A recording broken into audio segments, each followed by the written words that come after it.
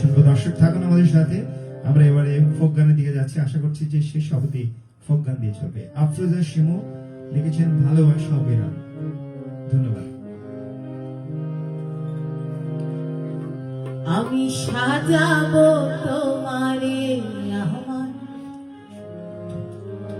মনের মতো করে, সাথী হয়ে আসো যদি আমারই ঘরে। আমি সাজাবো তোমারে,